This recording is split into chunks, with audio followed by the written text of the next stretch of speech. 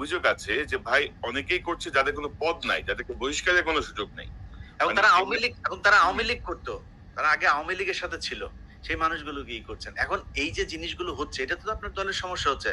আমরা তো চাই যে বিএনপি ক্ষমতায় আসুক। কারণ হচ্ছে বাংলাদেশের ভারতের ব্যাপারে বিএনপির যে অবস্থান আমাদের অবস্থান সেম।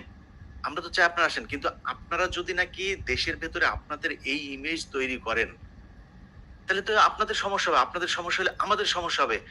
যে যেইভাবেই বলেন ডক্টর ইউনূসের অনেক বিষয়ে আমার এই মন্ত্রিসভা ওনার যে উপদেষ্টা পরিষদ, আমি ফারুকী, তারপরে হচ্ছে গিয়ে আসিফ নজরুল, এদের কিনা আমার একদম চরম আপত্তি আছে। আমাদের অনেকের সারা দেশের মানুষের আছে আপত্তি। আমরা ওইখানে তাদের নিয়ে সমালোচনা করি। কিন্তু দেখেন এই যে আজকে যে আলোচনা, এই আলোচনার ভেতরে আমরা ডক্টর মোহাম্মদ ইউনূসের ব্যাপারে একটা বাজে কথা বলেছি। তার যে আমরা ফেসবুকে পোস্ট করেছে।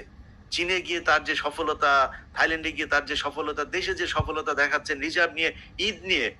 মনে হয় আজকে জীবনের ১ম পুলিশ নিয়ে ভালো একটা রিপোর্ট করেছে। আমি কালকে আমার এখানে পোস্ট করেছি। কেন করলাম? এই সরকারকে আমরা চাই। আমরা চাই হাসিনা ছাড়া একটা অবস্থা বাংলাদেশে বিরাজ করুক।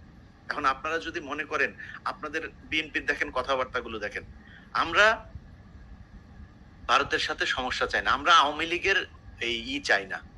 আওয়ামী লীগ নিষিদ্ধ হোক চাই না। এটা নিষিদ্ধ হওয়া আওয়ামী লীগের বিএনপির এবার এমপি হবে এরকম লোকজনও টকশোতে যায় বলছে। উনারা কারা আওয়ামী লীগকে নিষিদ্ধ করা? মনে হচ্ছে উনি আওয়ামী লীগের একজন লোক। আপনাদের কথা তো জনগণের বিরুদ্ধে যাচ্ছে। আমি তো ফারজানা রূপা না। আমি তো সাবান মাহমুদ না। আমি ইকবাল সুবানও না। সো আপনি মনে করেন না আপনার কথাবার্তা জনগণের বিরুদ্ধে যাবে আর আমার যে সম্মানটুকু আমি অর্জন করেছি সেটা আপনার কারণে ন্যাংটা হইয়া তারপরে আপনার দলের পক্ষে কথা বলতে হবে। এটা আমি বলব না, কখনোই বলব না। আপনার বিরুদ্ধে বলছি না একটা কারণে, সেটা হচ্ছে যে আমরা চাই যে বিএনপি চুরি বাটপারি যাই করুক ভারতের ব্যাপারে তাদের একটা অবস্থা, এবং তারেক রহমান যদি দেশে ফিরে যায় এই চিত্রটা পরিবর্তন হবে। ওই কারণে বলছি না, অন্য কোনো কারণ না। আপনাদের এই কেন্দ্রীয় নেতাদের অনেক ন্যাংটা করে দিতে পারি, খালি করি না ওই কারণে। তো আমাদের বিষয়টা বুঝতে হবে। আর পিনাকিদা আজকে একটা পোস্ট করেছে, সেই পোস্টটার কথা বলি। ভারতের এইবার যেই ১০০টা এই যে ইন্ডিয়া অ্যালায়েন্স যেটা ছিল, এই কি বলে কংগ্রেসের নেতৃত্বে যেটা ছিল, তাদের এই আমি মনে করি এই আসনের ৫০টা এনে দিয়েছে, ধ্রুবরাঠে এনে দিয়েছে। তো সোশ্যাল মিডিয়া কিন্তু ওয়ার্ক করে এখন, ইট ম্যাটার্স। অতএব আপনাকে মাথায় রাখতে হবে যে মানুষকে এত অবজ্ঞা করে কথাবার্তা বলা ঠিক না। মানুষ এখন ভোট চাইতে ঘরে ঘরে যাবে না। মানুষ সোশ্যাল মিডিয়াতে, ফেসবুক, ইউটিউবে মানুষ ভোট দেওয়ার সিদ্ধান্ত নেবে। তার মাথায় ঢুকবে কি হচ্ছে সব দেখে তো মানুষ। সো সমস্যাটা আপনাদের সমাধান করতে হবে। নতুন করে যাদেরকে বিএনপি মনে করে বিএনপির বিশাল ধ্বজভঙ্গ বাহিনী একটা তৈরি করেছেন সোশ্যাল মিডিয়াতে, নিজেরা এসে তারপরে বলছে, তাদের অনেকেই কান ধরে তারপরে উঠবোস করে এই আওয়ামী লীগের পক্ষে যোগ দিয়েছিল। আজকে যে মনির হায়দারের কথা বলেন, সেই মনির হায়দার ২ দিন আগে এখানে আওয়ামী লীগের লোকজনের সাথে বৈঠক করেছে। কার কার হত্যা মামলা থেকে করা যাবে তাদের তালিকা নিয়েছে, সেগুলো তিনি আশ্বাস দিয়েছেন বিবেচনা করা হবে তার প্রধান উপদেষ্টার সাথে কথা বলে। ছবি আছে, কালকে নিউজ দিব। আমার এটা কাদের সাথে, যুক্তরাষ্ট্র ছাত্রলীগের প্রেসিডেন্টের সাথে তার বাসায় বৈঠক করেছে তিনি, সেখানকার ছবি আছে। কালকে যাবে আমার এখানে সেই নিউজ।